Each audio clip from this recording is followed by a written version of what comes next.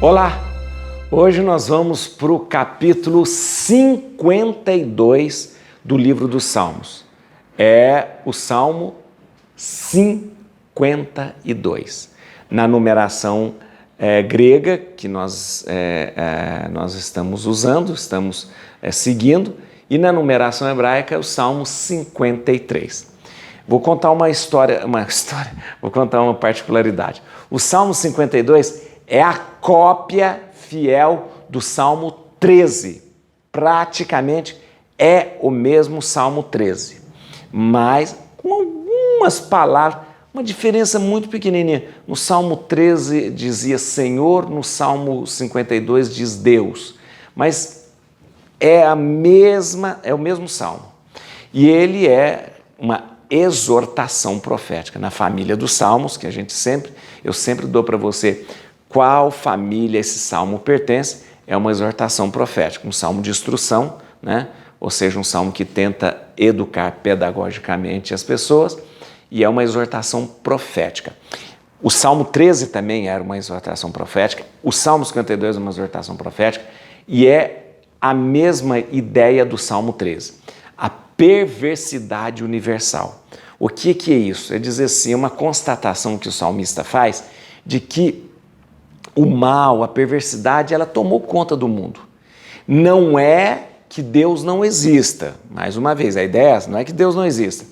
É que há tanto mal que por mais que Deus marque a sua presença junto de nós, não consegue de todas as maneiras extirpar o mal do mundo. Então é uma constatação muito triste, né, que se faz do mal que graça no mundo, né? Agora, veja uma coisa interessante. É uma constatação que nós fazemos. Às vezes nós não estamos conversando e a gente fala assim, nossa mãe, esse mundo está difícil, olha, aconteceu isso, olha, aconteceu aquilo. É mais ou menos essa constatação que o salmista faz. Se você quiser depois, leia o Salmo 13, que é o mesmo Salmo 52, tá bom? Vamos lá? Quero que você dê um like nesse vídeo agora, tá? Onde está escrito like, onde tem aquele joinha, clica ali. Quero que você espalhe para todo mundo esse curso, chama as pessoas para fazer esse curso com a gente, que é um curso para a gente ler a palavra, aprofundar na palavra, entender a palavra, conhecer a palavra, né?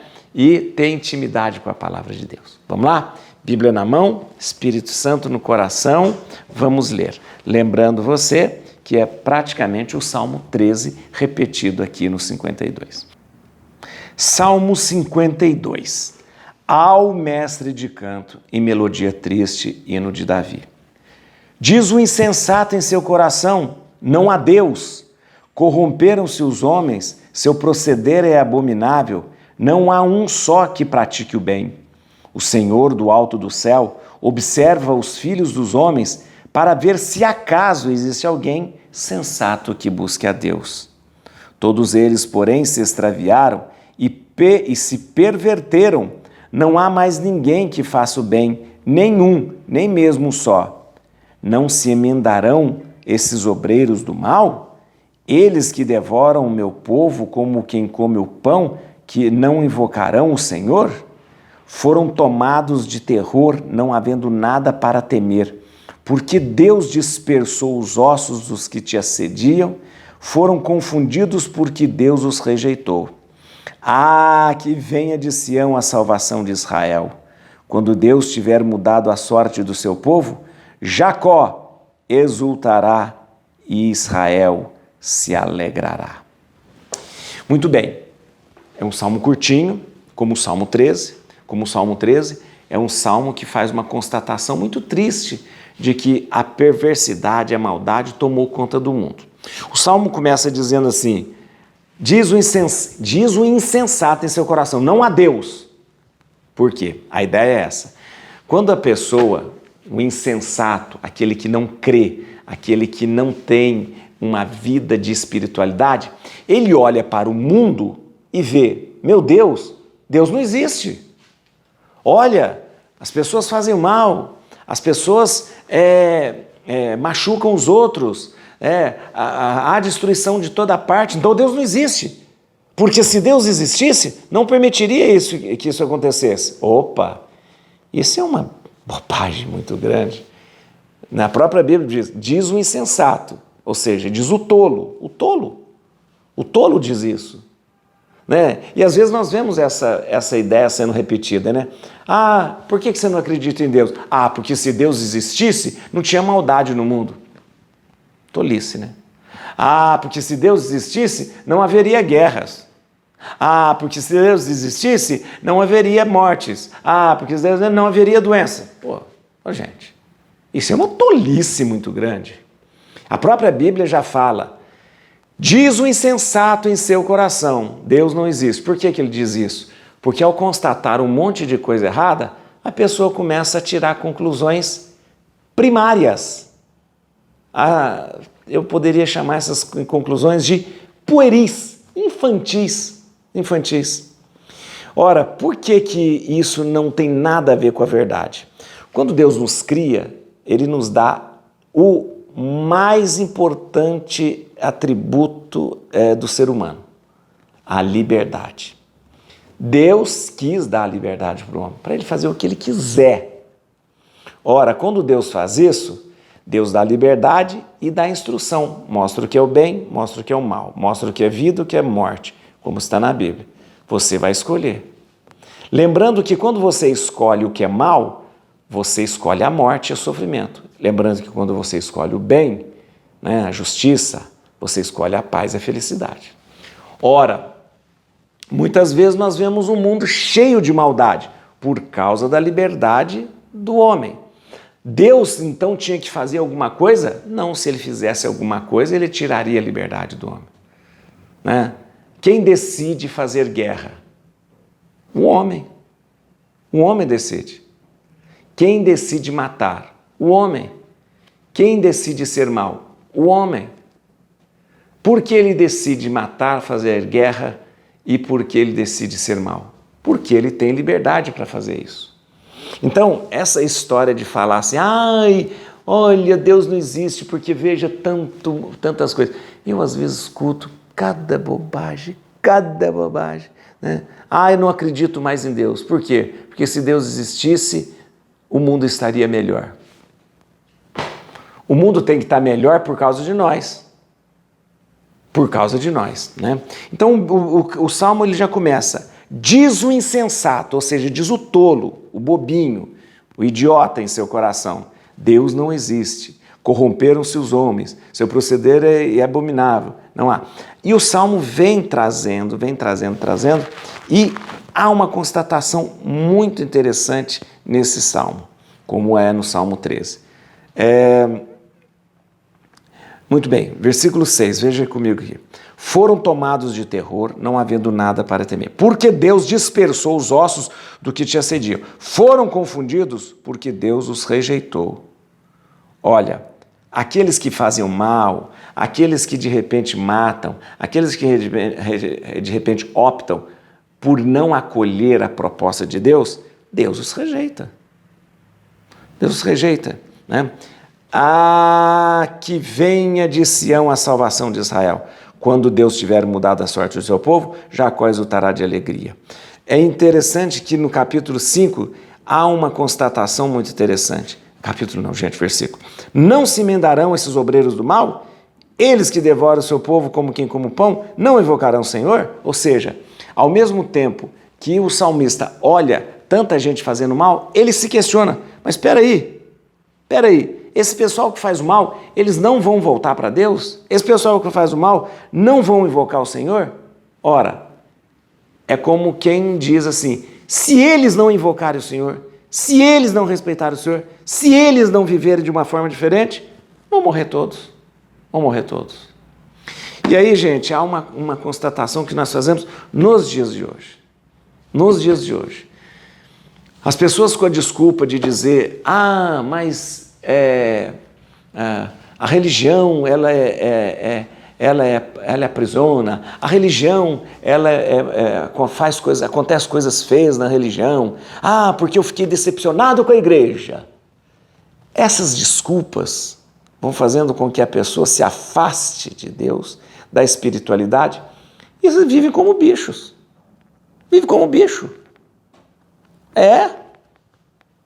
Vive como bicho.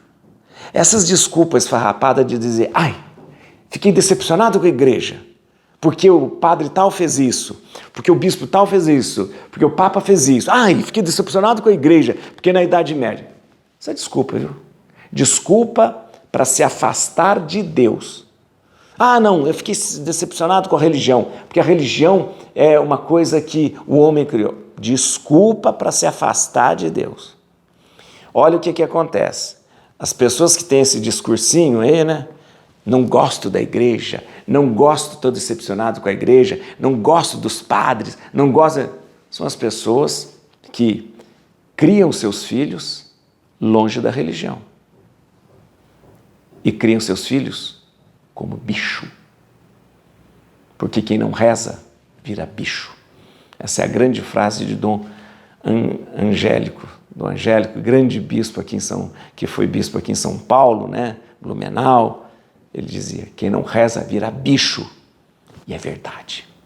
Quem não vai à missa vira bicho. Quem não tem espiritualidade vira bicho. Quem não reza vira bicho.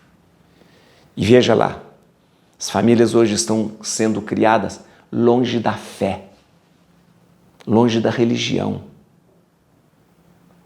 Não se batiza mais os filhos, não se coloca mais na catequese, não se leva mais à igreja.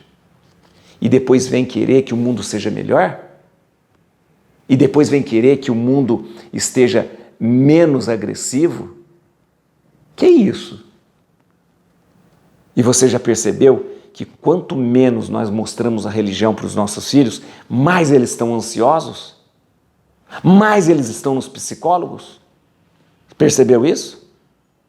Percebeu que antigamente a gente não falava que adolescente tomava remédio para depressão? Antigamente a gente não falava que adolescente ia ao psicólogo? Quando se ouviu dizer que adolescente tinha crise de ansiedade? Você já perguntou por quê? Porque você tirou seus filhos da igreja. Porque você não levou seus filhos na igreja. Porque não levou na catequese. Porque às vezes nem batizou. É sério isso. Criamos os nossos filhos como bichos. Sabe matemática, sabe ciência, faz high school, faz intercâmbio, entende tudo, de internet, de filmes, de coisa, tudo. São ótimos. Está no game lá o tempo todo, tudo. Mas são ignorantes na fé. Não tem espiritualidade. São ocos, vazios. Você sabe quando a pessoa é vazia? Quando ela faz muito barulho, mas dentro não tem nada. Como o sino. Por que o sino faz tanto barulho? Porque ele só tem casca e não tem nada dentro. Hoje nós temos muita gente assim. Muita gente assim. Sabe tudo. Tudo. Fala, desenvolta, faz barulho, mas vai olhar por dentro. Está oco. Vazio. Por quê? Porque não damos Deus para as pessoas. Não damos Deus para as pessoas. O Salmo faz essa constatação. Meu Deus, quanta gente má. Meu Deus, quanta gente ruim. Meu Deus, quanto momento difícil. Tudo isso acontecendo. Será que Deus não existe? Não. Nós que não apresentamos Deus para as pessoas. Será que as pessoas são más porque Deus não existe? Não. Nós é que tiramos Deus da vida das pessoas. Tiramos Deus da televisão, tiramos Deus do rádio, tiramos Deus da internet, tiramos Deus da nossa família, tiramos Deus de tudo. Vamos tirando tudo de Deus. Ah, então Deus não existe. Não, Deus está aí. Nós é que estamos tirando Deus dos lugares, das nossas casas. Gente, é muito importante mesmo. Muito importante que a gente comece a pensar de novo que Deus está aí. Quer fazer, quer nos salvar, mas Ele precisa que a gente permita isso. Permita que a gente coloque Deus dentro de casa. Permita que a gente reze de novo. Permita que a gente leve nossos filhos para a igreja. Permita para que Deus possa agir. Deus é delicado e muito educado. Ele não invade. ele precisa ser convidado. Precisa ser convidado. Muito bem, gente. Eu queria lembrar, só para terminar, o Salmo ao Mestre de Canto faz parte do inário do templo. Numa melodia triste, geralmente a melodia, ou a melodia ou o instrumento, mas aqui é uma melodia mais sóbria que ele é cantado. E é considerado um hino de Davi porque é atribuído a Davi. É importante que a gente lembre desse salmo, que ele não é um salmo negativo, é um salmo que constata que quando a gente tira Deus, as coisas pioram. Pioram mesmo. Eu queria muito que você fizesse agora uma reflexão, pensando na sua espiritualidade, no seu trabalho, na sua vida, tudo isso. E principalmente, perguntasse para você mesmo, como está a fé da minha família, dos meus filhos, dos meus pais? Como está? Como nós estamos vivendo essa fé aqui dentro da nossa casa? Buscamos a religião? Buscamos ou não? Tá bom? E a palavra que vai iluminar o seu dia, o seu coração. Quando Deus tiver mudado a sorte do seu povo, Jacó exultará e Israel se alegrará. Quando Deus tiver mudado a sorte do seu povo, se a gente permitir que Deus mude a sorte do nosso povo, Jacó exultará e Israel se alegrará. Et crutim Domini, fugit partes adversae, vite teleo detribuda, radix David. Aleluia.